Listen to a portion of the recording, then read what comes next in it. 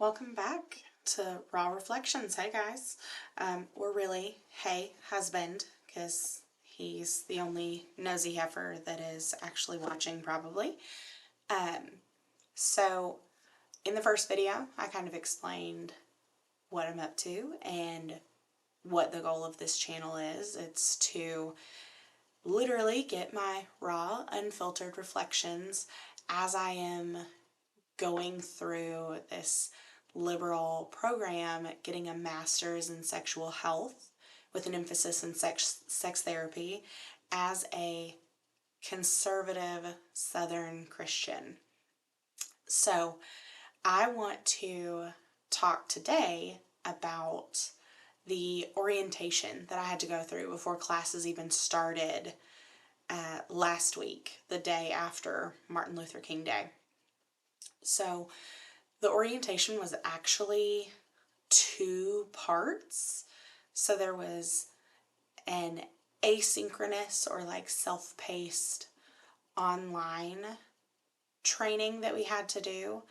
It was called Dating and Sexual Violence. And at first I was like, what is the point of this for an online student?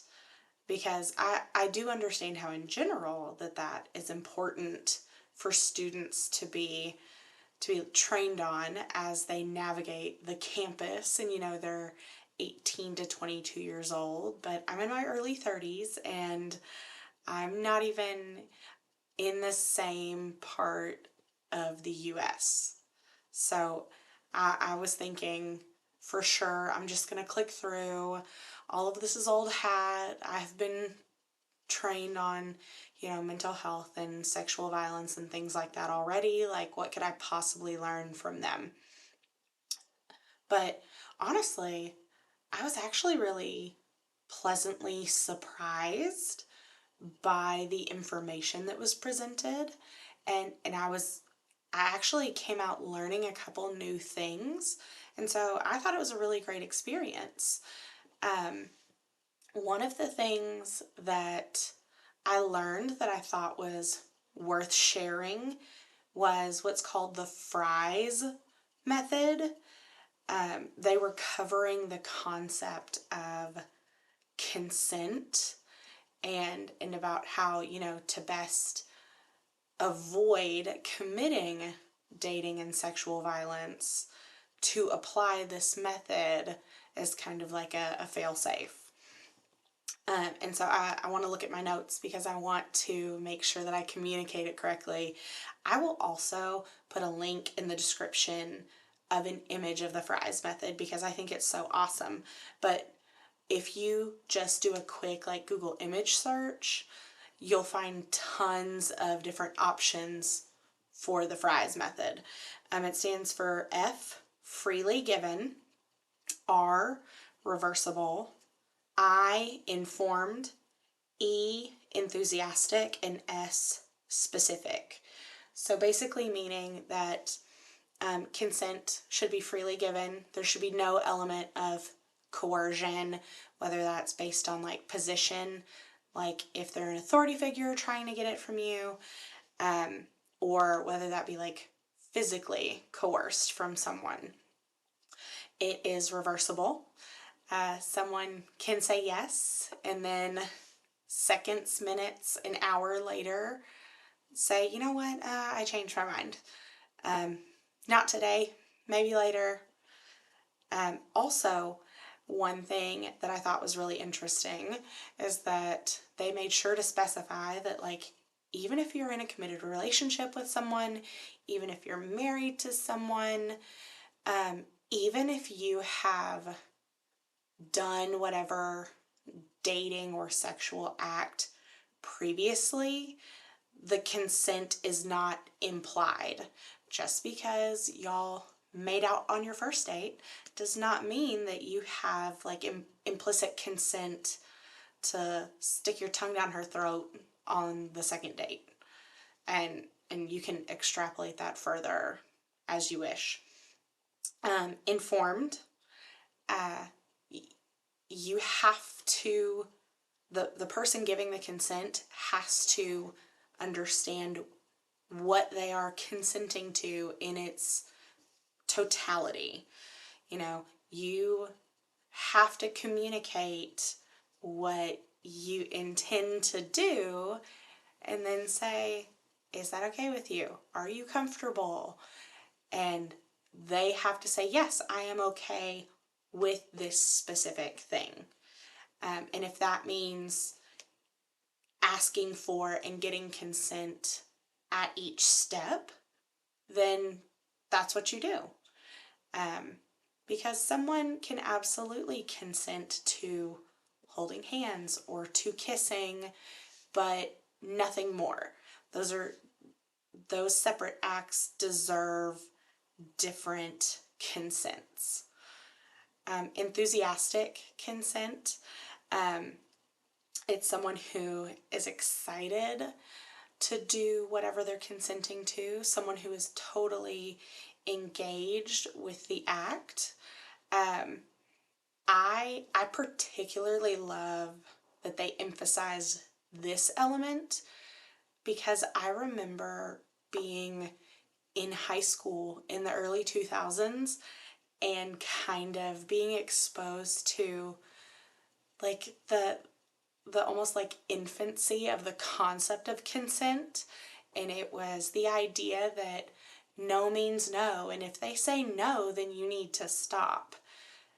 And that was a great first step, but it really created this kind of culture where, you know, in someone's fight, flight, freeze, or fawning modes, when they're in these really tense situations, they would freeze up.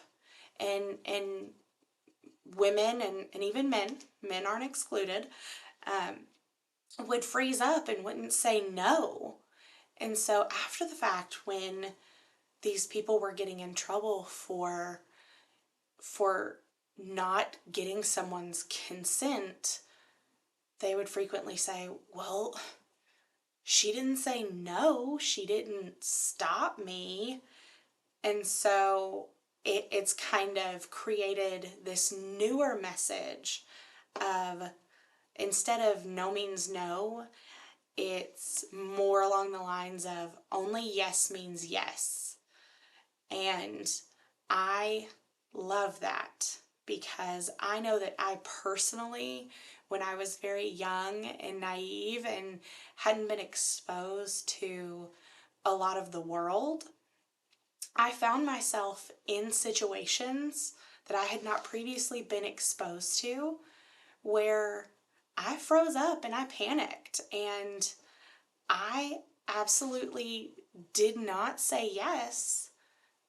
But because I'd never been in the situation, I also didn't say no because I didn't fully understand what was happening. And it created all of this drama and this traumatic kind of after effects that could have totally been avoided if people my age had been taught the concept of enthusiastic yes, not just a lack of a no. So I love that that is a new element to consent.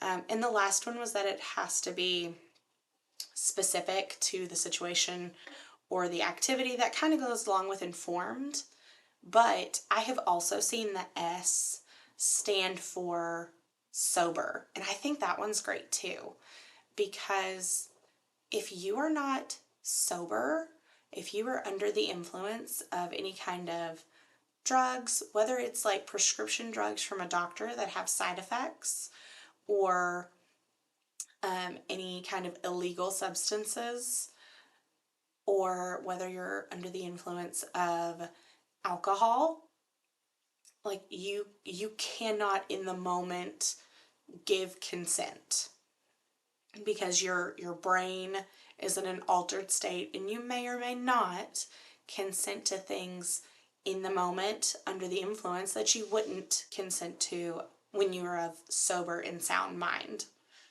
In that same vein, My husband's family and I have recently had conversations about his grandparents. One of his grandparents is no longer of sound mind. They struggle with like Alzheimer's and dementia. And somehow the conversation of consent came up there. And they were asking, well, I mean, they're married. Can they consent? Like, can the afflicted party consent?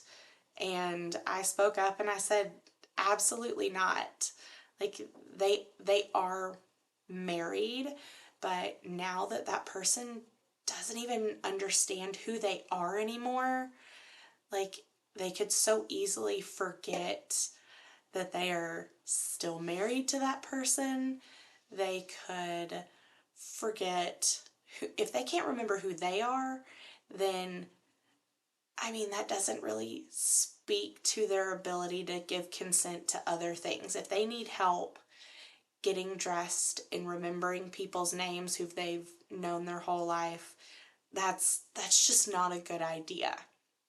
Um, Now, I have heard of situations where people have agreed beforehand, like, hey, let's let's go over to this place and let's have a drink and then, we'll see where the night leads, or, let's take drugs and, hook up.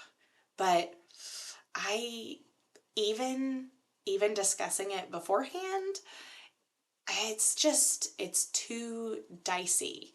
You have to know and trust somebody really well in order to be fully comfortable. And and these days, can you really know someone well enough? I mean, I know that I trust my husband carte blanche wholeheartedly, but I also know that he and I would never find ourselves in that type of situation. So that's hard for me to speak to, um, just because my husband and I aren't like that. That doesn't come up for us. So I think people are going to have to go by their own conscience on that. But still, if you go back to the Fry's method, that R stands for reversible. And if you're not sober or of sound mind, like, then you consented to it in one place, but you can still revoke your consent at any time. You guys will just have to play that by ear and go by your own conscience on that one. Sorry.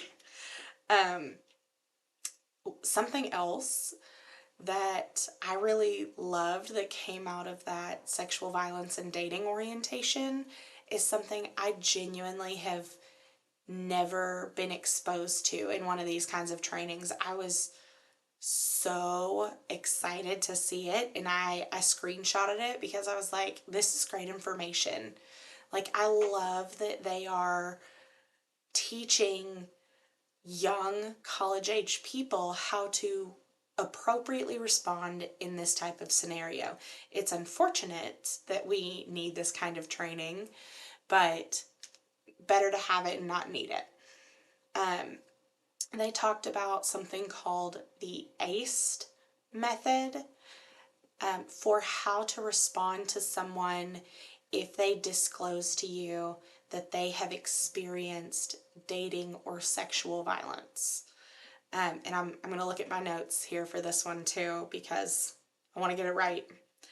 ACE is an acronym, just like Fry's, and it stands for um, affirm the person's disclosure. Say, thank you for sharing that with me. I know that was probably hard for you to share. Number two, concentrate on the survivor. So just focus on them. Don't make it about the alleged perpetrator. Don't make it about anybody else. They were the ones who came to you and disclosed. So really focusing on them and making sure they're physically and emotionally okay, and just affirming them for having the courage to share that with you. Give them your full attention too. Like turn the TV off if you're watching TV.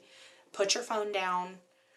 Really let them know that they made the right choice in wanting to disclose to you, because that is one of the hardest things that someone will ever do, even years after the fact.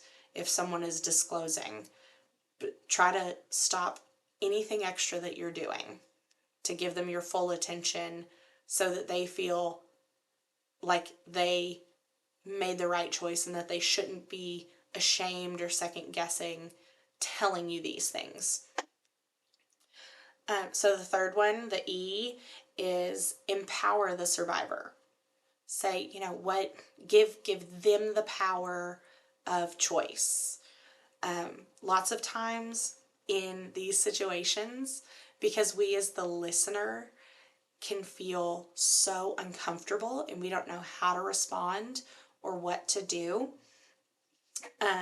we sometimes kick to the response of wanting to solve the problem, like, oh my gosh, we need to tell somebody, we need to go to the police, like they need to be taken down, like how dare they do this to you. And that can really send the person sharing into another state of shock, and it can sort of traumatize them further.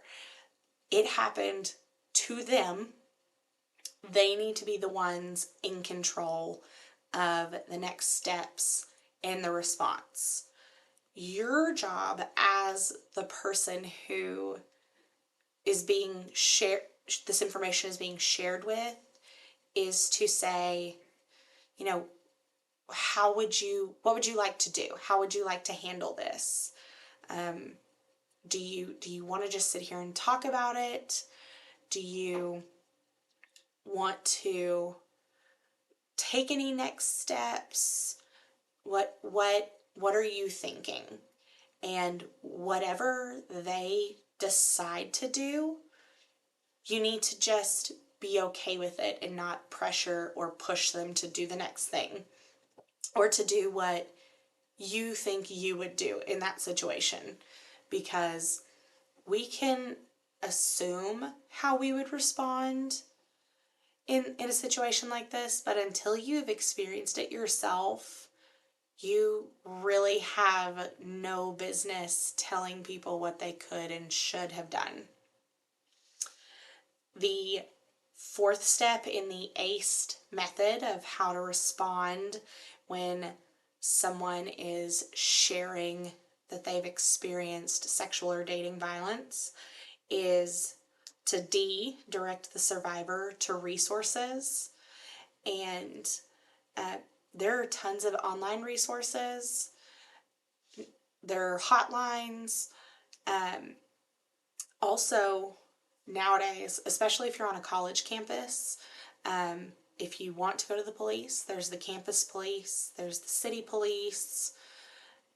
If you do not want to go to the police, you could, at the very least, find a counselor to speak with. If you're a student on campus, counseling is free or dang near free. It's like $10 or $20 a session most places. Find a support group, find a group of friends, like whatever level of support you want is out there.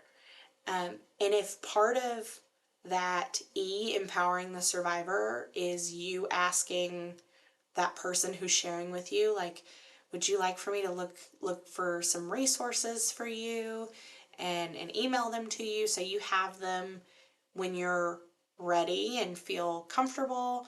I can go with you to some of these support things. Then that might be a great idea. But I thought those two pieces, the Fry's method and the ACE method, those are just amazing. I was so pleasantly surprised So I felt like I just had to share those with y'all. So that was the kind of the first half of my orientation. The second half of my orientation wasn't really as exciting. We met with, I think, like 12 of us ended up on a Zoom with our advisor for the program, who was very chill, very knowledgeable. Um, it I get so confused about how to really address people.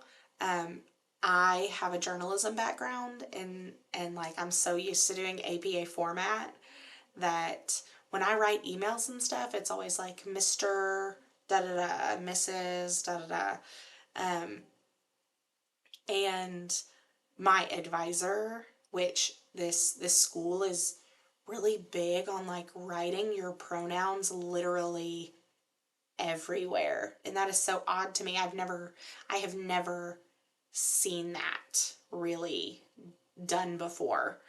Um, but so pretty much anywhere that you find your name within the university information, it has like Keaton Wyndham and then your pronouns. And if you don't put your pronouns, they are like constantly sending you these reminders of like, don't forget to put your pronouns on your Canvas. Don't forget to put your pronouns in your email. Don't forget to put your pronouns in. And so they're always like, well, it's optional. Like, put your pronouns if you feel comfortable. But I always use this analogy, and my husband gets so tired of it. It feels like the optional C essay when you're applying to colleges. It's like, oh, it's not mandatory. You can write this essay if you want to, but like they judge you if you don't. Like, so is it really optional? No, you're trying to trick us. And so, um, like I always feel so pressured during things like that. And um, so I ended up putting my pronouns of I'm a lady, so duh. I put she, her um, on my Canvas, my student online work website. But I got into the orientation like 2 minutes late on my iPad. And so they were just talking about like, put your pronouns on your Zoom. And I was like, shoot, I I don't know how to do that. I don't I'm so flustered by being 2 minutes late. I don't know. I can't get caught up in how to do all that. I'm just not going to. My name is there and that's gonna have to be good enough. And y'all, I was the only person. I was the only person who did not put my pronouns on the dadgum Zoom. I don't, I, I don't care. I don't really care about putting my pronouns, but I guess I'm hyper aware of the fact that I know I'm a conservative Christian in this program. Um, that I'm just like super tense and I just feel like they're gonna sniff me out and be like, oh, you're a conservative Christian, get out. Um, and so I was like, gosh, I don't know how to do this and I'm too flustered to do it right now. I'm sure they're thinking, what is this heifer not putting her pronouns on her Zoom for?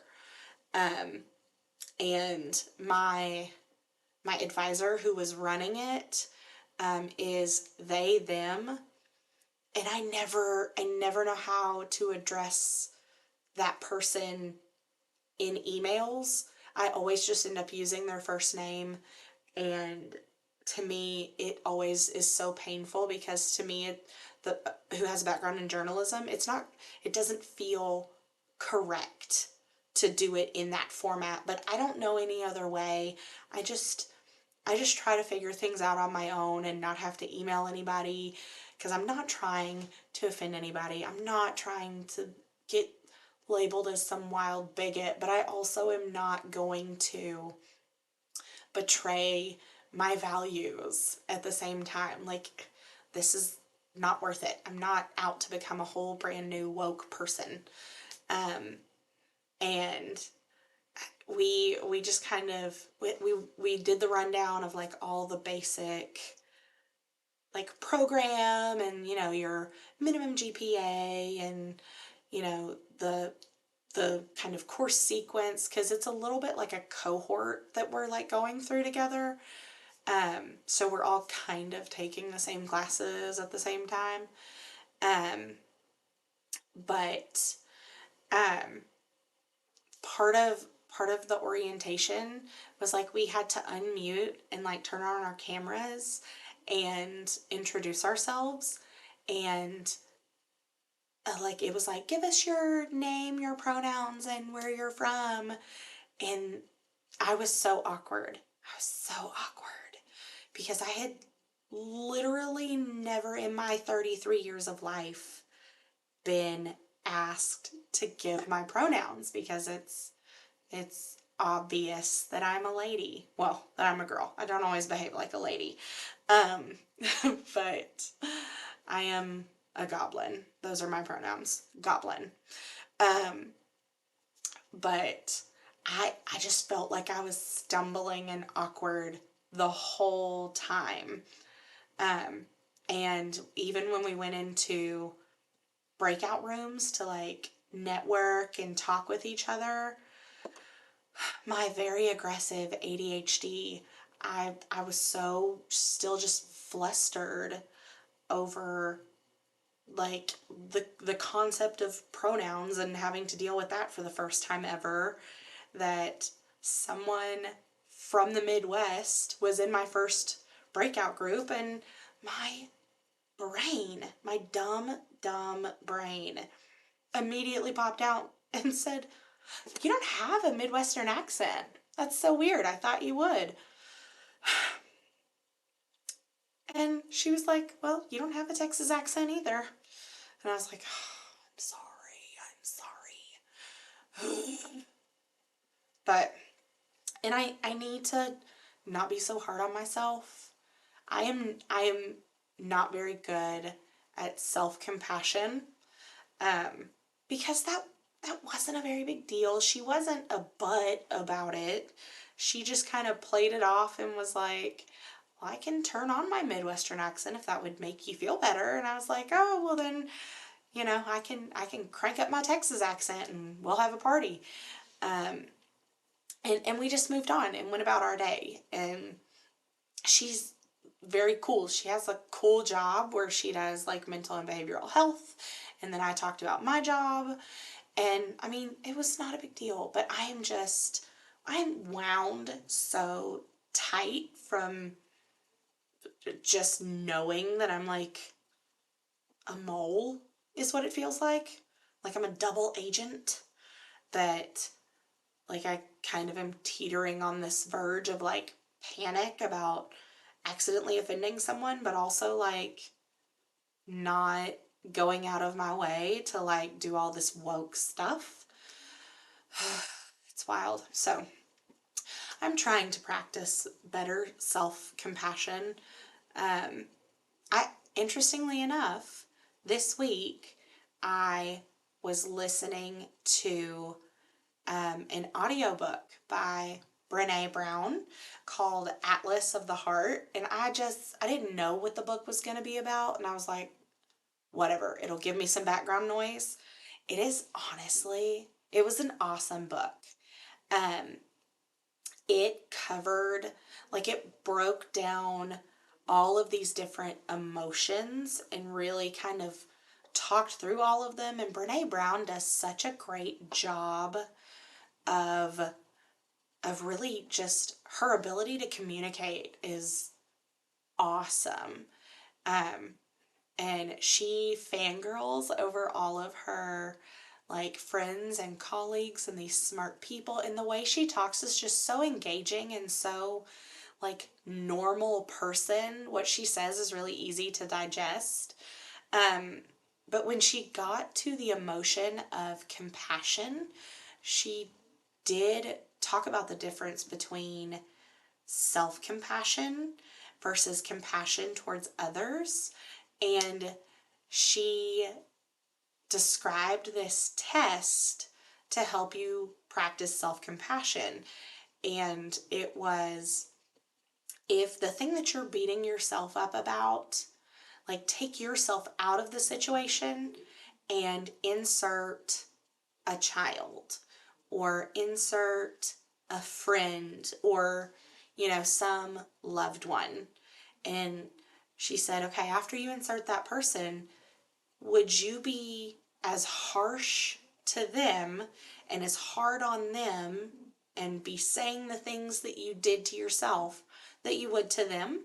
Like, are you going to hold them to the same level of expectations that you're holding yourself to? And if the answer is no, then you need to show yourself a little bit more compassion. And I was just like, oh my gosh, my brain just exploded. Because that's such a great way to test it. And I am so guilty of that. I am so hard on myself. I'm so black and white and so rigid that, like, I feel like I can give myself realistic expectations, and when I don't meet those, I I just will tear myself a new one.